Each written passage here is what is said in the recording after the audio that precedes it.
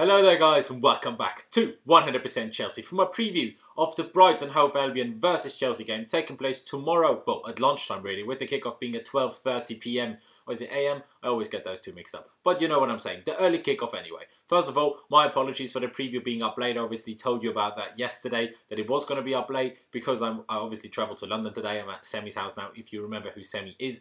But here we are, and obviously starting off with our opposition, speaking about Brighton, who currently sit in 16th with 23 points after 23 games, winning 5 games, drawing 8 and losing 10. They've scored the second least amount of goals in the whole league with only 17 goals, which is obviously very poor after 23 games. The defensive record though has been more than decent, conceding just 29 goals, which is one more than Liverpool and even one less than Arsenal have conceded so far this season. Brighton have played 4 games since losing 2-0 to us on Boxing Day, 3 of them in the Premier League, from which they couldn't win any, but got 2 draws against Newcastle and Bournemouth and lost to West Brom. In between they also beat Crystal Palace 2-1 in the FA Cup. So even though their recent form certainly hasn't been all too great, at home they've been very strong. Although drawing a lot of those games at home, they've only lost 2 of their home games all season, same amount as we have actually. Those 2 defeats were a 2-0 to Manchester City on the first day of the season, and in early December they got battered 5-1 by Liverpool. But while saying that, those 2 are the only top 6 teams that they have faced at home so far, so maybe the home record would be different if they would have faced obviously us earlier, or Manchester United and Tottenham and all of those teams. The danger men are quite easy to pick out, to be honest. It's obviously their goal scorer striker Glenn Murray, who has 6 goals so far this season, and the German central attacking midfielder Pascal Gross with 5 assists already this season. Usually they play a 4-4-1-1 formation, but against us they started with a 4-1-4-1, so we'll have to wait and see what they're going to go with tomorrow. Former Chelsea midfielder Steve Sidwell is the only injured player for Brighton, according to Brighton manager Chris Hughton. Chelsea loaner Izzy Brown, who's obviously on loan at Brighton, has just recently torn his ACL, so is obviously injured as well, but he wouldn't be allowed to play against us anyway. Now coming to Antonio Conte's press conference, and Conte basically refused to say a word about transfers today and just said what we all know already, and what he's basically been saying all season, that he just gives his opinion to the club and the rest is down to the club, and he doesn't have anything to do with the rest of the business and the going-ons. But what I can tell you is that we seem very close to securing the signature of the 23-year-old Brazilian/Italian left-back from Roma, Emerson Palmieri, for around £17.6 million up front, plus £4.4 million in add-ons. Rumours have been going around that he is flying to London tonight to do his medical and sort all the rest out. Whether that's going to be true, we'll have to wait and see, but it seems very likely that we are going to sign him over the next few days. Also, it seems that Chelsea are actually trying to sign Edin Dzeko from Roma as well. Reportedly, Roma want 15 million more than the 50 million we have offered for Emerson and Dzeko combined, plus Batshuayi on loan for the rest of the season. And for me, give them the money they want. Buy Dzeko as soon as possible before we go back to wanting players like Carroll and Crouch, because Edin Dzeko is actually a very good player, I think. He's a very versatile player, he can do a lot of different things, but he's also that player that Conte seemingly wants, a strong, tall target man that can actually hold the ball up very well up front.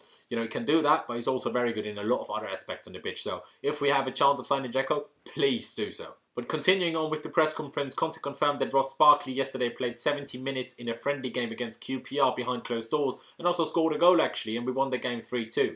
Barkley is in the squad for tomorrow's game, Conte confirmed, obviously against Brighton, and also the manager said that he might decide to bring him on during the game, but we'll have to wait and see about that. Now coming to team news, and both Cahill, who had to come off against Leicester City, and Fabregas, who obviously missed the game against Norwich, are both still out, and Conte said there are a few other situations that still need checkups ahead of tomorrow's game, but he wouldn't specify which players he was talking about with that. Conte said the last game against Brighton, which obviously only took place a few weeks ago, like I said on Boxing Day, they played a very good game, especially in the first half. They were very compact and solid, and we will have to pay great attention tomorrow as they are a good team with a very good manager in Chris Hughton. And the last mentionable thing Conte said was missing Morata and Pedro is of course a problem for us heading into the game, especially because Morata didn't start against Norwich because he was rested for the game against Brighton, but now Conte has or had to change the plan for the game. That was really it for the press conference though, and now coming to Chelsea and talking about their lineup. Well, obviously Morata and Pedro are suspended with 2 yellow cards against Norwich, each of them.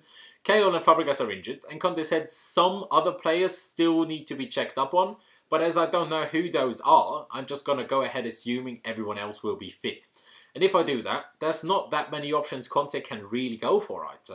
So I think 3-4-3 is the only logical option. With Thibaut Courtois in goal, Cesar Spilicueta, Andreas Christensen and Antonio Rudiger as the 3 centre-backs, Marcos Alonso and Victor Moses the 2 wing-backs, with N'Golo Kante and either Danny Drinkwater or Bakayoko in centre of midfield. Bakayoko obviously played the whole 120 minutes in midweek, and Drinkwater was subbed off after 100 minutes. So not too much difference, but 20 minutes is still 20 minutes.